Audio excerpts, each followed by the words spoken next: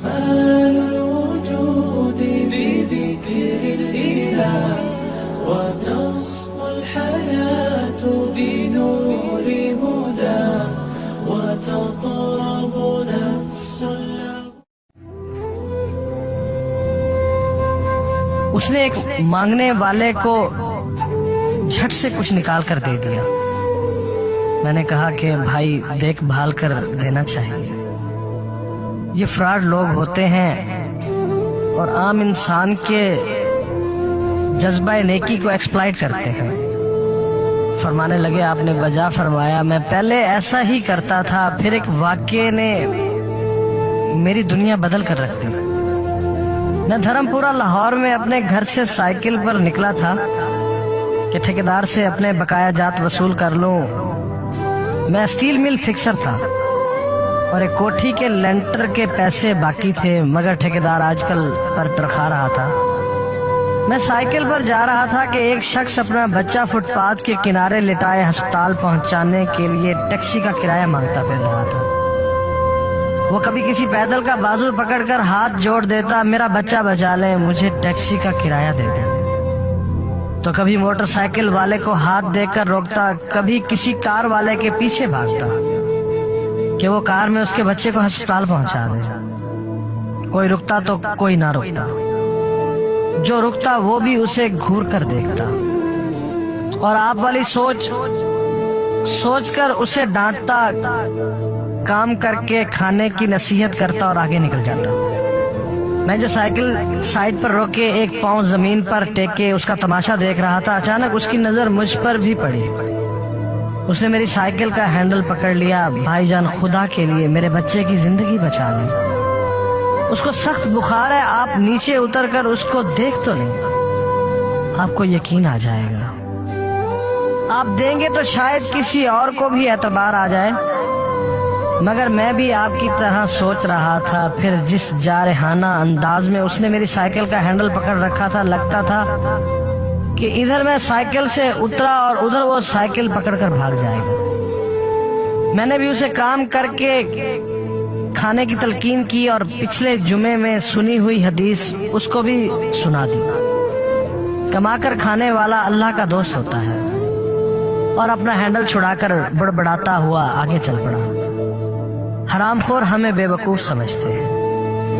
2-3 گھنٹے کے بعد جب میں بقایا جات وصول کر کے واپس آیا تو وہ ابھی اسی جگہ کھڑا مانگ رہا تھا.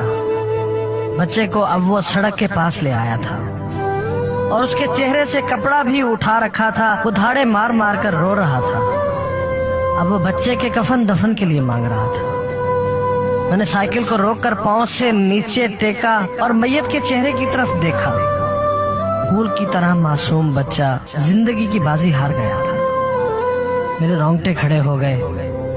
میں نے جیب میں جو کچھ تھا بقایا جات سمیت سب بغیر گنے نکال کر باہر پھینکا اور اس سے پہلے کہ اس کا باپ میری طرف متوجہ ہو سائیکل اس تیزی سے چلا کر بھاگا گویا سارے لاہور کی بلائیں میرے پیچھے لگ گئی ہوں. میں گھر پہنچا تو میرا برا حال تھا. تھوڑی دیر بعد مجھے بخار نے آ گھیرا.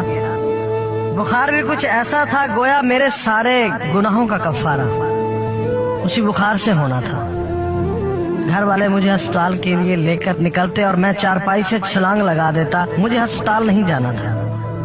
میں اسی بچے کی طرح ایڑیاں رگڑ رگڑ کر مرنا چاہتا تھا. 2-3 دن کے بعد بخار کو تو آرام آ گیا مگر میں ذہنی مریض بن گیا. مجھے لگتا گویا میرا اپنا اکلوتا بیٹا جو 3ری کلاس میں پڑھتا تھا وہ اس بچے کے کفارے میں مر جائے گا.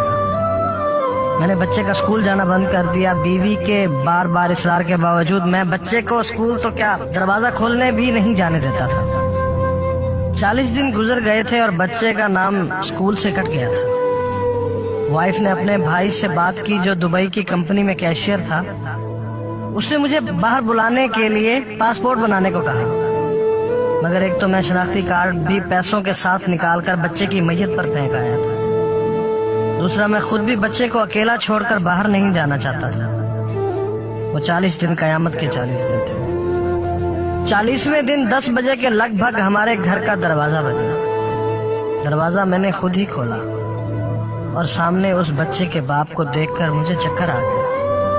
مجھے لگا جیسے ہم دونوں آمنے سامنے کھڑے خلا میں چکر کاٹ رہے ہیں۔ درمیان میں بچے کا چہرہ بھی آ جاتا۔ میری کیفیت سے بے خبر اس باپ نے مجھے دبوچ لیا اور پھوٹ پھوٹ کر رونا شروع کر دیا۔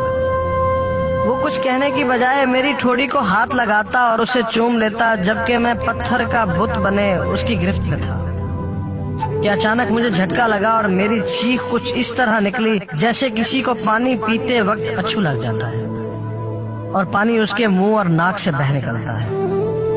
میں اس بچے کے باپ کو سختی کے ساتھ سینے سے لگائے یوں رو رہا تھا گویا اس کا نہیں بلکہ میرا بچہ مر گیا ہے۔